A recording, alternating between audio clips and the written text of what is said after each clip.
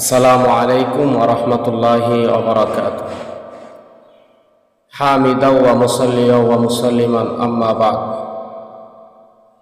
কাছে এবং দূরে, দেশি এবং প্রবাসী যাহারা আমাকে দেখতেছেন এবং দেখবেন, আপনাদের সকলকে আন্তরিক মোবারকবাদ। সম্মানিত ভিউয়ার্স, আমি মূলত একটা বিষয় নিয়ে আপনাদের সামনে আবার উপস্থিত হয়েছি। সেই বিষয়টা হলো, আমাদের আহলে হাদিস ভাইয়েরা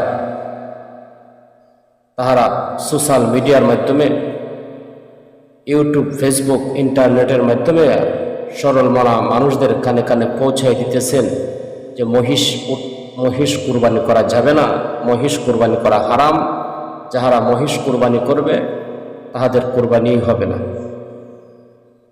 যত সমস্যা ইবাদতে, এই সমস্ত সমস্যা আহলে হাদিস ভাইদের মধ্যে শবে বরাত আসলে তাহাদের সমস্যা, শবে বরাত বলতে কোনো কিছু নাই।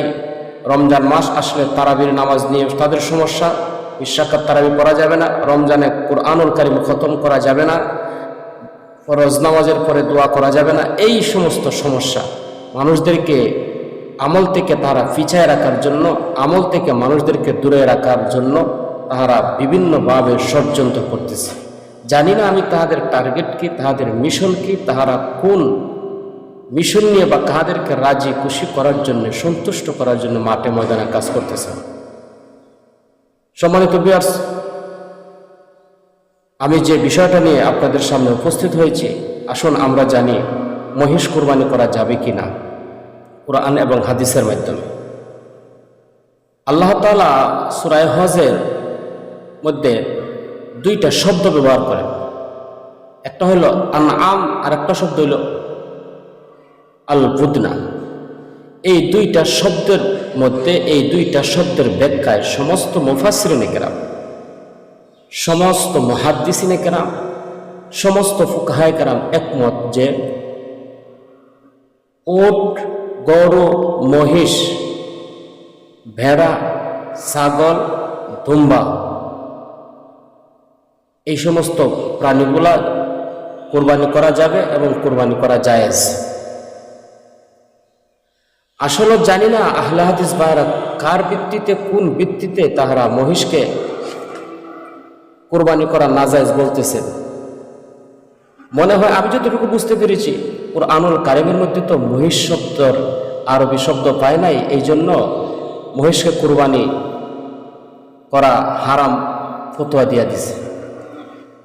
বাকারা শব্দটা পেয়েছে, গরুর আরবি শব্দ পেয়েছে, এই জন্য গরু কুরবানি করা জায়েজ। উট কুরবানি করা জায়েজ, উটের আরবি শব্দ পেয়েছে, কিন্তু মহিষের আরবি শব্দ পায় না, এই জন্য ফতোয়া দিয়ে দিছে মহিষ কুরবানি করা যাবে না। মহিষের আরবি শব্দ অর্থ হইল জামুস। এ ব্যাপারে একটা হাদিস আসছে, হাদিসটা আমরা শুনি। মুসান্নাফ ইবনে শাইবার 1448 নম্বর হাদিস। আন্নাহু কানা ইয়াকুলু আল জাওয়ামিসু বিমানজিলাতিল বাকার। এই হাদিসের মধ্যে আসছে যে মহিষগুলো হচ্ছে গরুর সমপর্যায়ের, মহিষগুলো হচ্ছে গরুর স্থলাভিষিক্ত। অর্থাৎ গরু দিয়া যেমনভাবে কোরবানি করা যাবে, ঠিক তেমনিভাবে মহিষ দিয়ে কোরবানি করা যাবে। এখন আসুন ফতোয়ার কিতাবের মধ্যে কি বলেন ফুকাহায়ে কেরাম। ফতোয়া খাজিগানে আসছে, ফতোয়া খাজিগান খণ্ড নাম্বার 3, পৃষ্ঠা নাম্বার 448। এখানে বলা হচ্ছে যে গরু দিয়ে যেভাবে কোরবানি করা যাবে, ঠিক তেমনিভাবে মহিষ দিয়ে কোরবানি করা যাবে।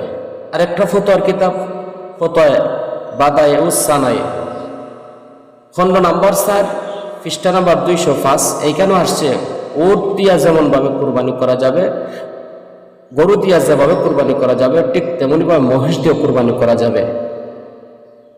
ফতোয়া হিন্দিয়ার মধ্যে আসছে, ফতোয়া হিন্দিয়ার খণ্ড নাম্বার 6, পৃষ্ঠা নাম্বার 199। এইখানে বলা হয়েছে যে মহিষ দিয়া কুরবানি করা জায়েজ, অর্থাৎ মহিষ দিয়ে যদি কেউ কুরবানি করে তাহলে তার কুরবানি আদায় হয়ে যাবে। আল্লাহ তাআলা আমাদেরকে দ্বীনের সঠিক বুঝদান করুক। আমিন।